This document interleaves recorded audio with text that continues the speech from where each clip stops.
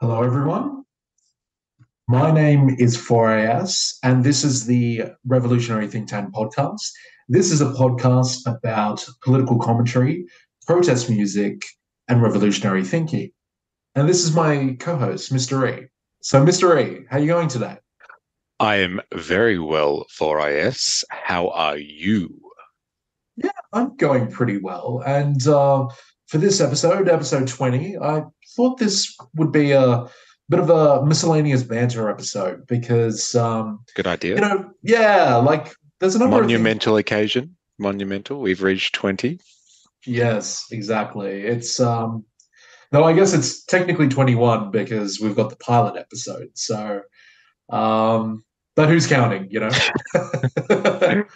Yeah, I just thought, there's a number of things that we probably should discuss. Mm, And you've probably can see it in the title there of the anti-work labor group. It's an idea that we've kind of been discussing for a little while now. yes. And I guess what it reflects is the why of what we both do. Like, we're Mm, obviously both doing things that are quite similar. You're probably a much more revolutionary focused. I'm probably mm, much more socialist economics focused. hmm. But we do kind of cross over. And Yes. this, at least this working title that I've got here for the group, it kind of plays on the kind of fun contradictory notion that like the anti-social social group.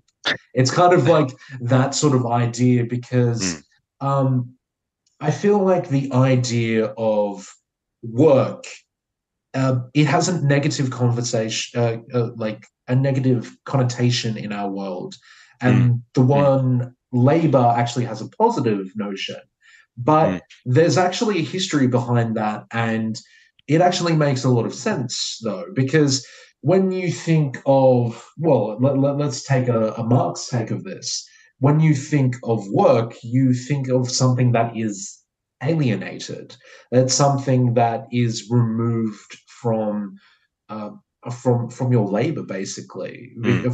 from a capitalist. Whereas when you do actually, because that's the whole thing about um, uh, when you're actually looking at value and the whole reason behind his whole take of the value of labor, Mm. and without that sort of thing, capital wouldn't be able to produce commodities and everything. Yeah. And I always liked the term the labor of love. Mm, And like when people are passionate about things, mm, labor and working towards something is not bad, mm. but being a wage slave and working with no purpose, Mm. that's a negative connotation. And at least Yes. that's where I'm going with that sort of adage. Yeah, I think there's a lot of substance to that, and I think that really comes down from the origins of the two words, and at least their connotations, as you has have mentioned. So, work has an interesting origin in the modern world and in capitalist society. People Mm, didn't always engage in work. I would argue that there's always been forms of labor, whether they are, you know, autonomously done or they're directed. I guess that's the real distinction that separates kind of good from the bad, or the nice from the ugly. mm, But if it comes down to work, I think work is very specific to like what you were saying before, wage work, which is the connotation it carries today. And so work, people just kind of assume has been around forever, especially people here living in the 21st century, because we don't know any other way to do things. The whole world is indoctrinated into the system of wage work today. But this mm, hasn't always been the case for humans. Really, it hasn't been the case for humans up to quite recently. And if you look at the history of capitalism, and like free market exchange and all of these bourgeois notions, the idea of wage work was really forced upon people.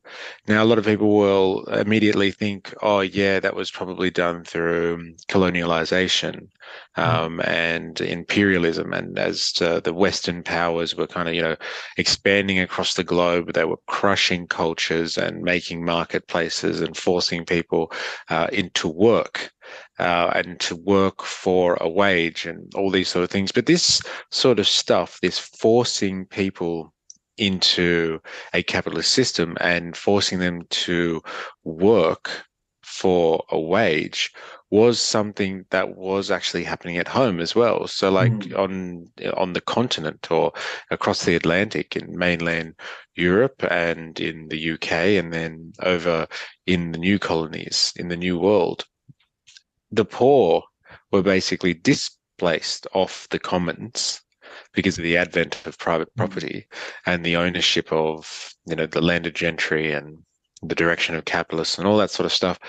They were rounded up, the poor, and then put to work in Mm. workhouses, in factories, and things like that. People weren't used to using money, for one. Like money was only really used Mm. in exchange between strangers and across national borders and things like that. In local communities, and for the most part, common people did not use money. And so, in order to get people to start working like we know it today, wage working, Mm. they had to force people into it. And so, Yeah. the working people of the world, the working class, what I like to refer to as just the working people. I don't like to I don't mind the word myself, but I think working class has a negative connotation today because of Mm. propaganda and smear campaigns and all this sort of stuff. So I just like to call everyone in the working class working people. And I think all working people of the world, whether they were, yeah, like I said before, victims of colonialism, the poor that were just Mm. rounded up in the West and put to work in workhouses and all that sort of stuff, and even slaves, Mm. because slavery was a huge part of the advent of capitalism. It Yeah. kick-started much of the initial capital investment that was required to get the industrial system going. All those people, whether they're paid or not, really, are working people, and they were forced into it Mm. by capitalism and the idea of, free market principles, liberal ideas. Yes. And so that's why I truly believe work has a negative connotation because we feel it instinctually. Work Mm. is not a natural part of human culture. It's not a natural part of our human mentality. Mm. It has been forced upon us. And even today, even though we've all, existed with it for so long now, we don't really know anything else. It still doesn't feel right or sit right with most people. Labor, on the other hand, you come to terms with the fact that, in life, you do have to do stuff to survive, and you do have to create things and develop and all that sort of stuff. So labor doesn't have the same connotation as work for me. And so that's why I like the title that you came up with, the anti-work labor group, which, on first sight and upon first hearing it, it really does seem just contradictory and rather misleading, which is why I think it's catchy and I love it. But it really does make a lot of sense. Most people are anti-work, like working for the man or like Mm. working for some system or institution, which, like you said, completely alienates Mm. them from what they produce. Like the most beautiful thing about when you're a child and like let's say you're drawing or something like that, you do a little drawing and you take it to your parents and stuff, and they're just like, oh my God, that's amazing, and they stick it Mm. on the fridge. You own that. You're not separated from it, and you're able to celebrate it after the fact. In Mm. the modern world, work, also the labor that is appropriated and then we call it work because we get paid for it and somebody else takes whatever we produce away from us. We have no say in it at all. It's Mm. completely disconnected from us. That is an extremely disparaging way of life. And I think it strikes humans to the core. Well, I think one of the main things for that is, well, how we kind of structure our society. Because let's go back to a classic point by Mariana Mazzucato. She talks about the fundamentals of how we kind of view value in our world. And it's the classic economics 101 thing of, oh, we have supply and demand in our society. You know, if one goes up, the other goes down, and it's like on a scale.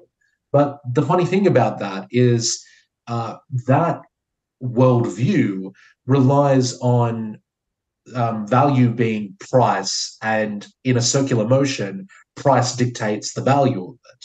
So you can get into a situation where really it's not people's labor that's dictating the value, as Marx would say.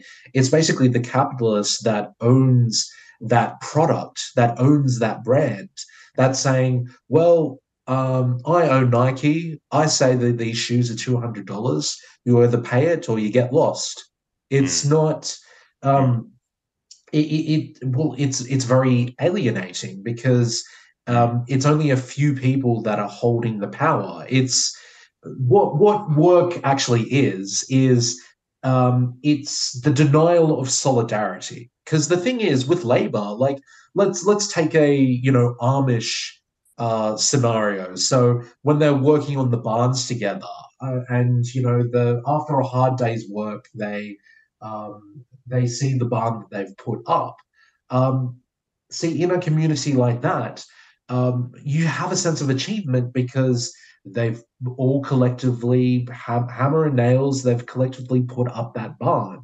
mm. In a work scenario, when it's really the boss that dictates um, the price of something, and Yeah. it really doesn't matter how many uh, sneakers, how many of that brand new products that you've put your hard labor into it. It's really one person that's saying, hey, I've spoken to my marketing team. I've spoken to the accountants that have given me the exact cost of this thing, and I've decided to basically increase the price by 50% because I really want to. Then you go to the ordinary worker, and then you'd be like, oh well, only a few people are going to be able to afford this product. What was the point of everything that I've done? Mm, mm. It is an interesting kind of scenario, the relationship with like the commodity production or Mm, the fruits of labor, let's call it, yeah. and how it's literally torn away and then it's just completely detached from the process and becomes its own being.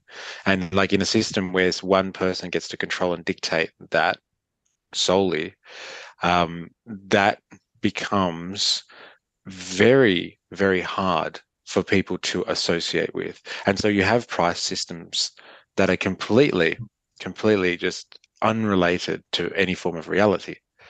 And that I think is exacerbated greatly in a system like what we definitely have today, where monopoly reigns, like you're talking Mm, about, like, Nike and stuff like that. They get to set prices because they basically, with a handful of other, I guess, multinationals, mm, control that market. They completely dominate that market, and they probably have some type of cartel going where they're all mm, kind of working together to try and make sure that their products reign supreme, and then they just share the spoils of the global market amongst themselves instead of actually competing with each other, which is, I guess, one of the big kind of jokes and critiques of the current world system that we have. Like, we all believe in this free market ideology and believe that capitalism is about competition and all of these types of things. mm, But in reality, at that level that we're talking about with Nike or with whatever multinational corporation it is that controls and monopolizes everything, right down to the worker themselves, there is no real competition out there. And that's more of the thing that really drives the alienation mm, in work. Because at least if you did have competition going on, there would be, like, I guess, more autonomy in the workplace. People would have to decide kind of what it is that they're going to do with the fruits of their labor a little bit better and let Yes. workers have some control in it, because if there was really competition going on, you would actually be competing with your neighboring business or your neighboring enterprise or whatever, and you'd want your workers to enjoy their work and produce the best stuff because you're actually competing against somebody else, and you want to sell a better product because that's what's going to make you money, not just completely dominating markets and dominating your workforce. So it really comes to a point where they just have no connection to what they're doing. They're just in there, just monotonously working at something 5 days a week and just producing on and on and on with no skill or no love or no passion in their job. And that's why I think the anti-work labor group is an important concept, because anti-work, fantastic, but labor, not so bad. Like there is now, Mm, because of the advent of capitalism and the modernizing of the world, the industrialization of the world, mm, there is an important need for labor. And I don't think that's ever really going to go away. People will always need to contribute something, whether or not that is something that they want to or not, that's the real question. But I think people actually always will have to contribute something with their labor. But, being anti-work doesn't mean you have to be anti-labor. And so I think if the focus is on laboring people, mm, but just making sure that everyone is fully aware that we're anti-work, then that is a beautiful and poetic jumping point and something that I think a lot of people can get on board with. I think they could rally behind that idea. That gives you that worker solidarity that you were mm. talking about, but Yeah. makes it clear we don't like work, but we don't mind being working people, or we don't mind laboring. No, no, that's a very good summary, and it's kind of the way I was kind of working towards this. And I guess where I wanted to kind of lead this conversation is like, I guess I wouldn't say a nostalgia per se, but I guess I've been recently investigating the Knights of Labor. And I know its origins are definitely within America, but really Australia had its own sects or at least its own groups of the Knights of Labour, whether Mm, it was in Brisbane, Sydney, Melbourne, Adelaide. And what's very interesting about the Knights of Labour is they were very much heavily agitators. From my investigations, they were very much in wanted a single tax policy, which we're talking about in the time of Australia around the 1880s, the 1890s, and I'm not 100% on this, but the whole one tax thing that they wanted to go for, it almost sounds like it's a precursor to the idea of the GST, the goods and services tax. But I don't know exactly how accurate that is. But another thing that's very interesting about the Knights of Labour is, at least in the Adelaide or the South Australia group of it, it actually had quite a lot of suffragettes and people that were wanting to make sure that things were far more progressive. mm, I think what's also around that time, and probably the downfall of the Knights of Labour as well, is um, they had a massive rivalry with the unions. There basically was a lot of argy-bargy and back and forth between the Knights of Labour and all of the shearers and the working class people around that time. But the the death, or at least the final nail in the coffin for the Knights of Labour, was the establishment of the Australian Labor Party.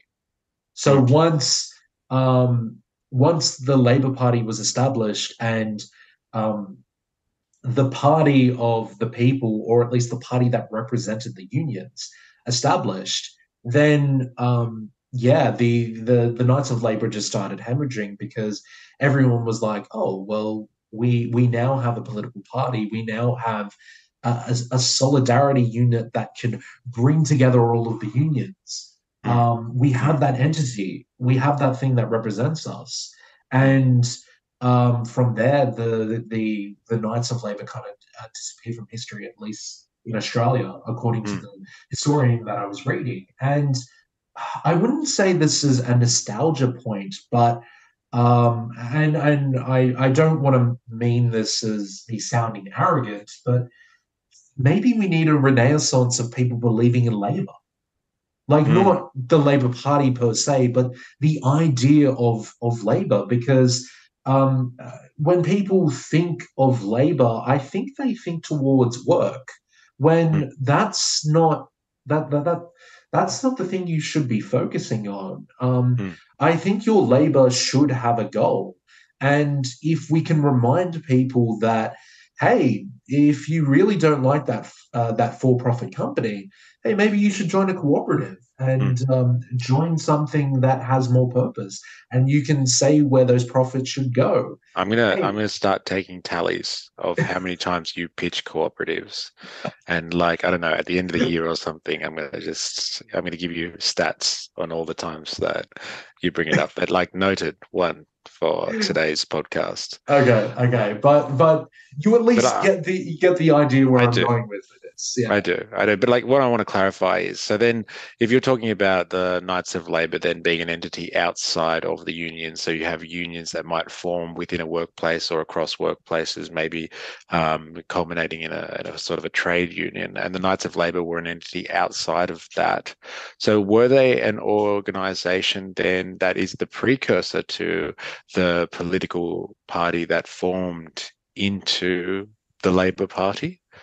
Or with the onset of an actual political party, there was, I guess, kind of no need to have unions and then a separate entity or organization of labor.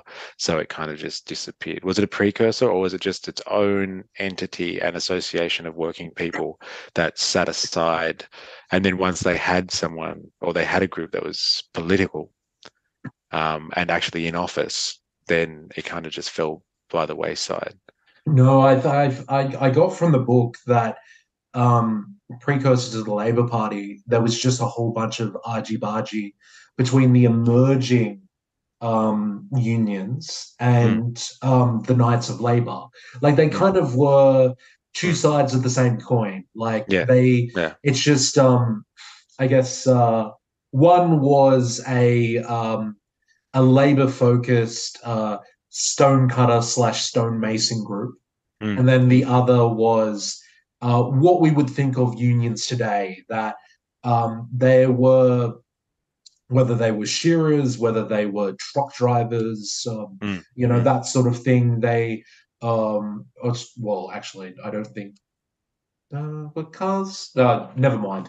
But whether they were shearers and that sort of thing, uh, they were at least starting to form unions. And if the Right. boss was going to mistreat them, Mm, they were at least starting to mm, become more militant. mm, And where it kind of formulated and at least solidarity was formed in its truest form was when um, the ALP have formed. That's mm. when like there was a unifying banner. Okay. Like it's not necessarily that um, unions didn't exist before the ALP or Mm. the Knights of Labour didn't exist. It's just they were all broken up, Yeah. and Yeah. and it was basically the forming of a confederacy, if you will. Mm, It was the flag in the sand that, hey, mm. this is our party. These Yeah. are we as the working people, we unite Mm, under the ALP banner. mm. Yeah, it's an interesting idea. I guess, the coming together of two forms of struggle. So in like revolutionary theory, especially Marxist style revolutionary theory, you have all the important elements of revolution come from working people. Mm, obviously, because his idea is that there's going to be a social revolution, mm, and that will be one where the workers form a dictatorship to take control of the state and then use that for their own purposes in order to reinitiate and reorganize society. mm, But the two elements that come out of labor, and why I think it's really important to make this point about labor, and even the importance of work, because work is the thing that brought labor together. Like labor was in and of itself, like we talked about, it's been around for a long time, but the industrial system was quite revolutionary in terms of laboring mm, because it brought people together to work socially. I'm not mm, saying that other societies haven't had people working together socially before. Like, people worked communally in feudal societies where they all plowed the land together and reaped and sowed and all that sort of stuff. But the thing about the industrial system is it starts off with something like manufacture, where you mm, have like, this person is in charge of sewing and this person nails something in and this person cuts and they all do their own little parts and it comes together at the end of the production line to make some style of product. And it's all people all working together at different stations to get there. And then you have these many divisions of labor that happen over time, where maybe it's not just the person cutting any more. mm, They don't just cut the material themselves. Maybe someone holds the material and one mm, person works the scissors and cuts. And they continually are breaking up the divisions of labor. So when in the manufacturing system and in the industrial system, it is a very coordinated approach to laboring. So mm, working becomes this massive and very social activity because like you take one or two of those people out of their processes and the whole system falls down. mm, You don't have people that are specialized anymore and they can maybe make a product from woe to go mm, like you did in guilds and all that sort of stuff. mm, You have people that are all little cogs on in the machine, the greater machine. And if you take a few people out, they can't do their job or they're not doing their role kind of thing, the whole thing breaks down. Like, don't get me wrong, mm, the things start to become so menial that anyone can do it, but still, you take one of those people out, and the whole social fabric of that production comes crashing down. And so mm, work is obviously this thing that we've been talking about so far is this thing that's unnatural and people don't like it. It's alienating, but like Marxists will always talk about this thing about capitalism being its own grave digger.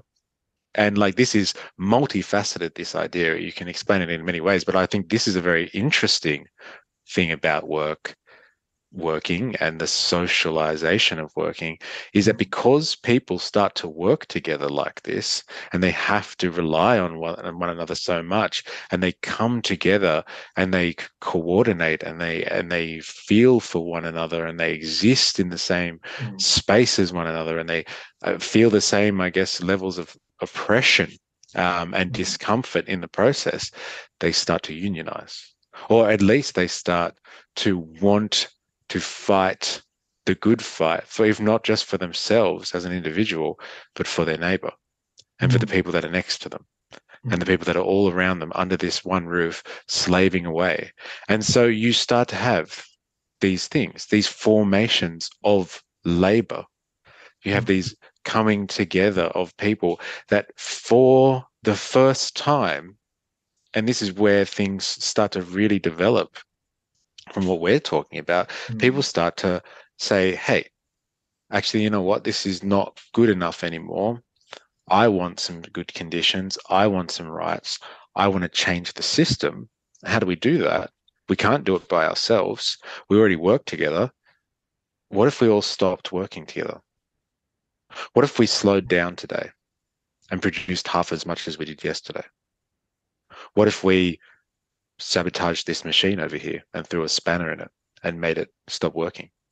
What if we set fire to the factory? Like all of these ideas coming out of solidarity and this union between workers who, for no better for no other reason. They were just under this one roof and coordinating with each other because this is one, the industrial system now, and two, they kind of have to just live with wage labor, which they weren't having to do, a few generations ago. But it's spurred on and it's given birth to this coordination amongst people, this socialization, this social activity anyway. Mm. Socialization would be ultimately realizing, though, that it's their labor and the work that they've been forced to do, that is the thing that produces all the goods. And if they were able to co-opt that and like take it over somehow, that would be the ultimate goal, or form a cooperative and use their labor combined instead of, making all these nice things for the sole ownership of Mm. one person or a group of people. But work in and of itself gave birth to this idea of unionized labor. And Mm. that is a massive deal because the only thing that really can stand up to a capitalist or to the owner of a large company with political weight, and the means to crush opposition because they have the power to do so because of their wealth, and their concentration of political sway and all that sort of stuff. The only people that can stand up Mm.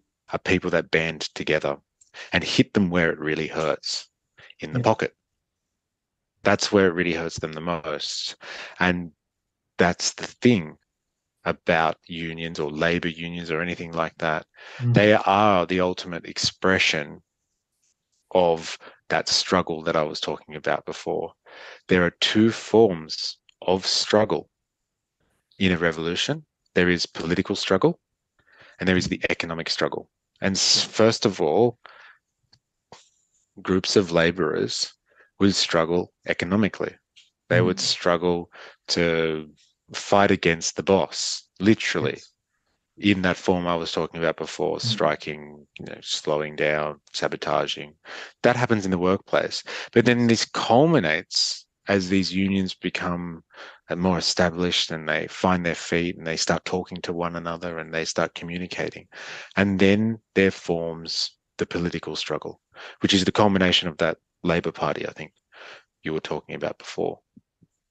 Yes, and I think another aspect to talk about, um, with this talk of like unions and at least working people, as you would like to talk, how you would like to refer to them, is, well, that would be at least unions that kind of talk with unions is when they were kind of first forming, and at least its heyday in the 20th century as well, because really up until the 1970s, and well, it was also the period of Keynesian economics.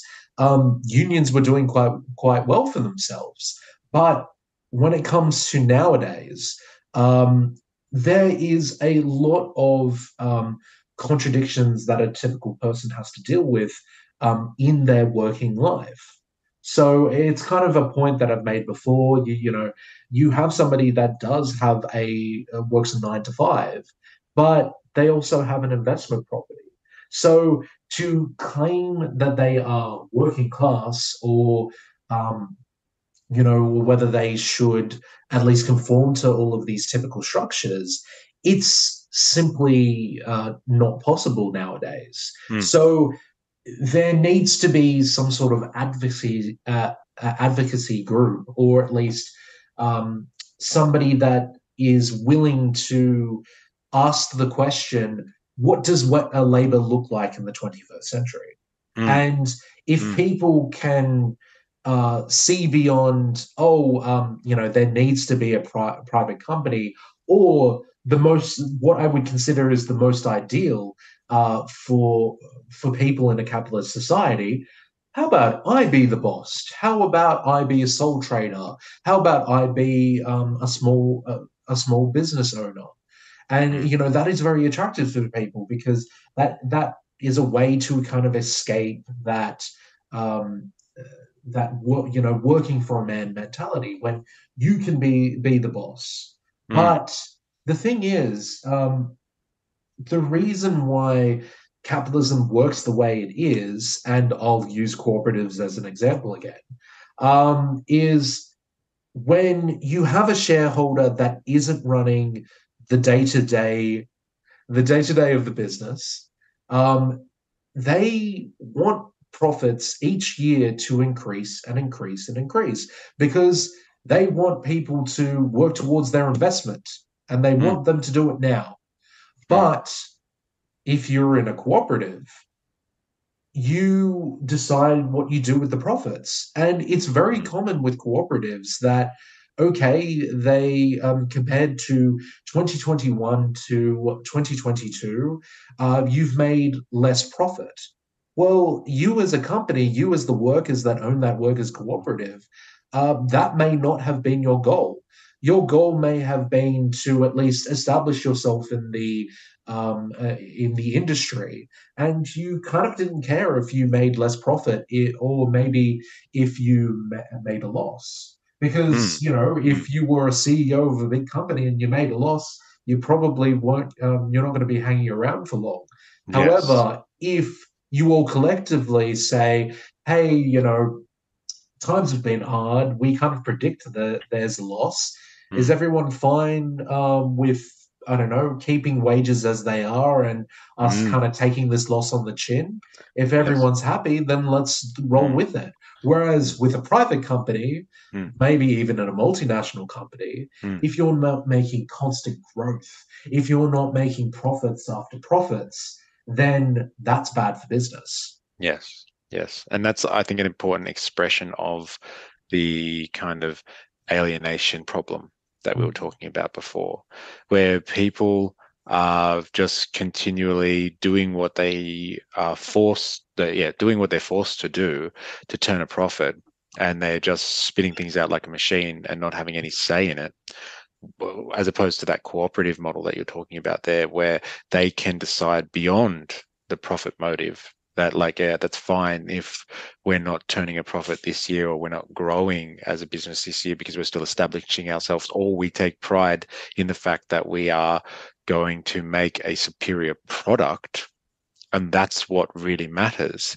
That is a level of ownership of your labor that is much more empowering than having any amazing wage could ever be. mm, Because it doesn't matter how much you get paid, if you are continually detached from your contribution to whatever organization that you're in, it's incredibly disheartening. mm, It doesn't matter how much you get paid at the end of the day. People always like to tell themselves that it's okay, I get paid for this, or and I get to walk away at the end of the day, but people still feel emotionally attached to their work. People are crushed when their work is separated for them, or they get chastised for their work, or they put a lot of effort into something and it doesn't go recognized, and all of these sort of things. These are natural reactions for humans to have, because I do think we are laboring beings, mm, but like we're not exactly subject, or we don't exactly work harmoniously in that wage work kind of system where, mm, yeah, ownership is completely taken away from us, or yeah, entirely taken away from us. It's not a natural environment for us to be producing and being creative in. And like, if you look at the origin from where work kind of really started, or industrial work and wage labor mm, um, started kicking off in somewhere like in America, because when they kind of discovered the New World, a lot of Americans, or the people that migrated to America from Europe, they kind of had this level of autonomy that you didn't get in the old world back on the continent in Europe. mm, And so they started expanding, and people were able to claim their own lots and live their American dreams and things like that. But when industrialization started happening on a big scale, and people were kind of being displaced from their land and forced into factories and forced into wage work and things like that, they became incredibly um, disenfranchised all of a sudden and disillusioned with this system. mm, And they compared wage work immediately. without a doubt, because they weren't used to it and they could see it for what it was, unlike us today. They compared it straight away to slavery. They had no difference. They saw no difference between being paid a wage and being like being a slave, being owned by someone and being forced to work for them. They saw no difference to that at all, because at the end of the day, you aren't creating for yourself, and that detachment makes you just a tool. Mm, You're not a human anymore. Even though you might choose to sell yourself to this person and not that person, the idea of working for someone else in whatever fashion is a form of slavery. And so, like, if you can kind of take yourself back to a time where wage work and work was a new thing or something that was being mm, impressed upon people, and you can see what people's mentality was like at that time, it gives you an mm, amazing insight into what it really means to be forced to work. And like a lot of people that have mm. this mentality today, and like don't get me wrong, it is justified, but it might be ostensible, I think, that you should be happy to work. Or you should be happy you've got a job. Consider Yes. yourself lucky. Yeah. It's a very interesting concept. I definitely feel like the nostalgia of how work used to function is definitely a part of it. But the other part of it is, um, look, there are a lot of negatives that came out of the pandemic, but I feel like one of the positives has been much more flexibility when it comes to work. Like Mm, I think, like obviously there were some jobs where you can't do that. Like for mm, example, the nurses and the doctors that in the middle of the pandemic they weren't able to do that. yes. But like so much more of your traditional trade union jobs, maybe you won't be able to do that. But at least for the white collared workers, for example, that Mm, um, their desk jobs, their 9 to 5s, mm, they ended up being quite flexible, and it really the changes to how works happened. If you were in, up until late 2019, um, if if you wanted to work from home, that was a concept that was basically unheard of, mm, and you would have had to have had a very good excuse to not be going into the office, mm, and I just think the nature of our labor, the nature of our work is changing. And there's just a lot of positives and there's a lot of negatives about it that really a discussion of this new view, or at least this new type of work that we're encountering in the 21st century. I mm, think that um, maybe there should be a group, or maybe there should be a someone that documents it, that at least observes how things are functioning, and mm. that there are alternatives. Because I Yes. think people look at the private companies, they look at the being a sole trader and the power of multinationals, and they just think, yeah, that's all there is. There can't be any different. Yes. But there are alternatives out there. You Yes. can work on a piece of software and upload it to copyright left, and none of the Mm, big multinational companies can touch it. mm, mm. I think that's You, a very interesting. Sorry. yeah, no, no, go for it. Yeah, it's an interesting concept, the idea of technological change as well and work, Mm, because one of the key components of capitalism, which really does separate it from a lot of other social systems, is that technology is always advancing. And it's starting, like you can see nowadays, it's starting to get to that point on that little probably exponential curve that technological advancement has, is that it displaces workplaces and workforces more and more. mm, And like you're saying, working has changed and significantly. I yeah, since the pandemic, and I would agree with you there. And technology is always on the forefront of that. And people, the classic example people think of is, the technological change in a factory system. There's a new piece of machinery that comes Mm, out, and that used to be the job of 20 people. Now it's done by one machine. See you later, 20 people. But like it also extends to what you're talking about. Like now people, if they work a desk job, there are laptops in abundance now, and you don't mm, have to have that station at in the office anymore. You can have it anywhere. You can be on the mm, fly. You can be on the other side of the country and still mm, be at work. It doesn't really matter anymore. And so technology is a constant changing and revolutionizing force within capitalism itself.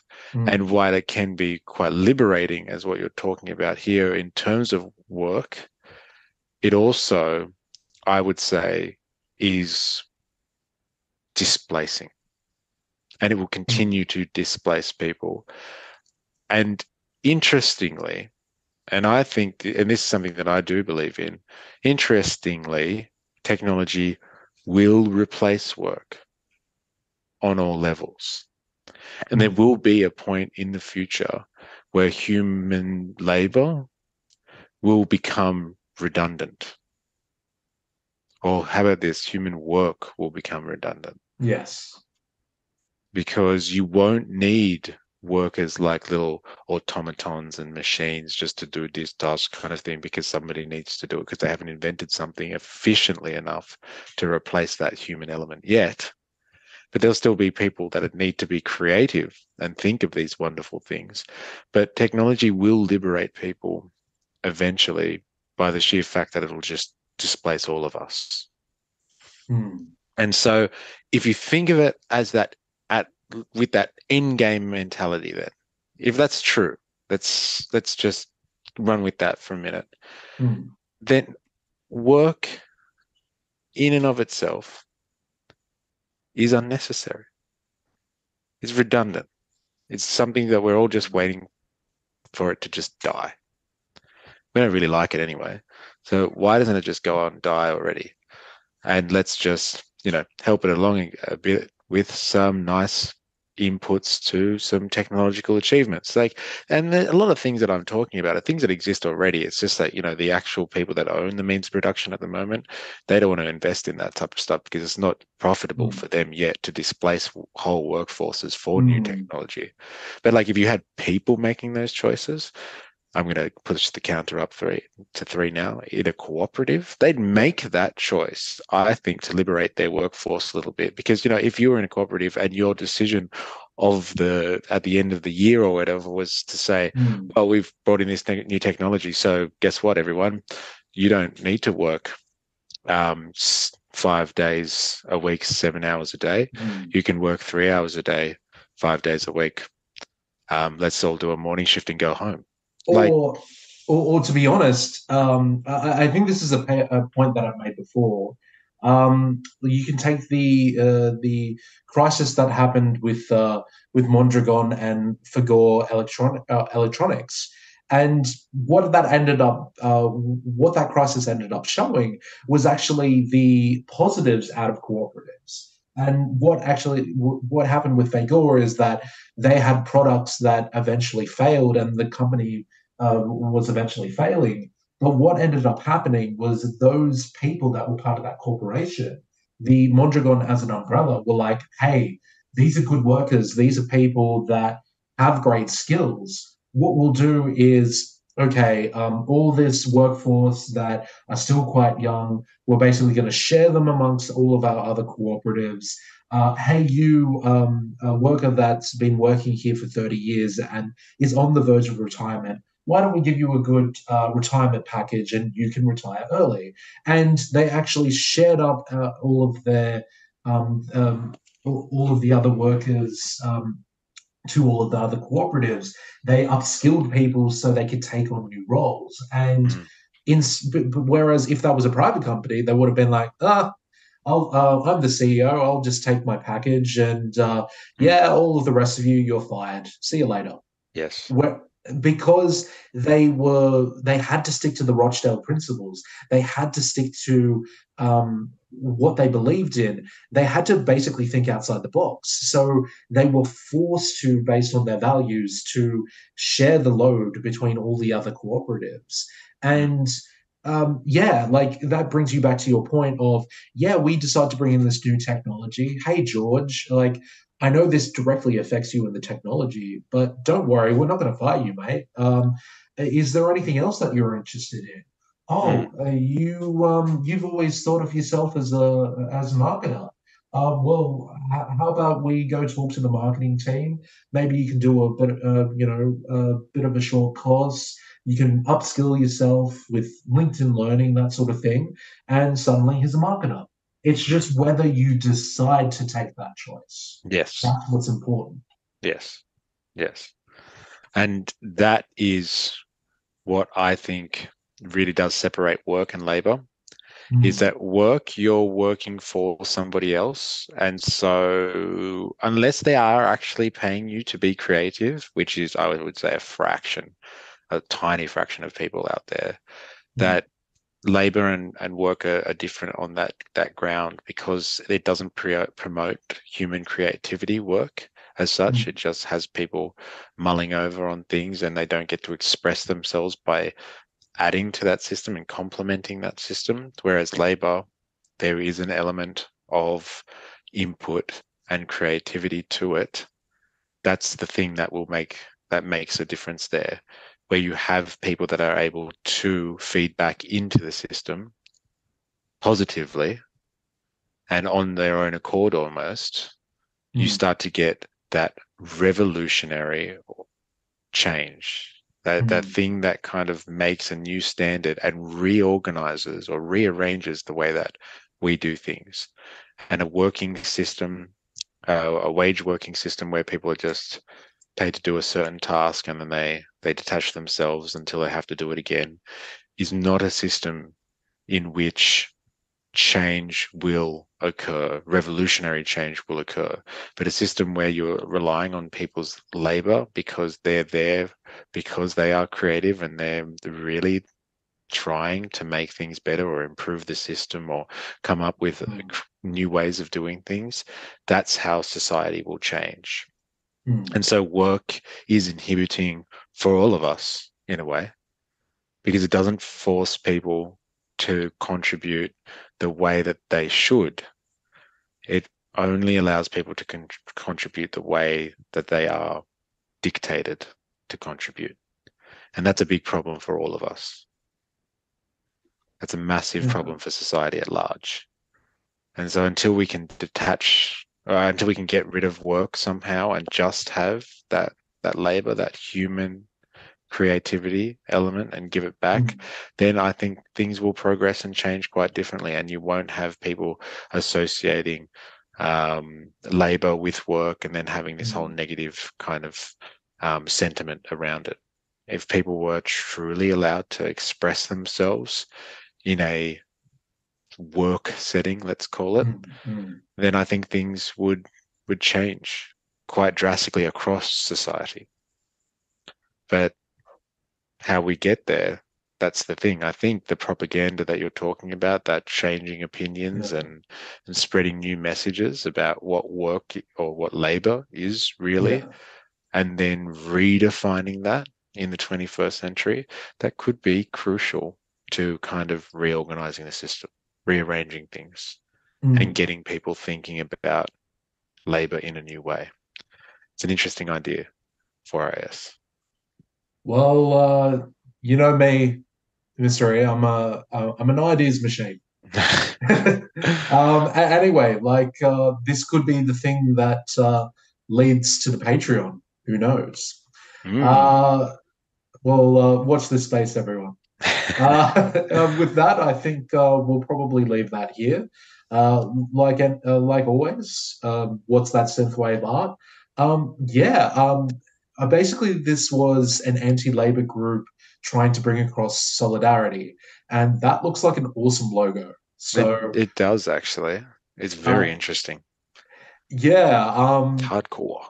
Yeah, I actually really like that as a logo. Mm, So I wouldn't mind if we incorporated that. mm. And I like L diary at the end there. I like that. That's great. Yes. Mm. And with that, uh, I am 4AS, and remember to everyone to keep thinking and keep learning. And I'll get leave it to Mr. E to sign us off. Thank you very much, 4AS. And to all of you out there, please remember, I am, you are, we are a mystery.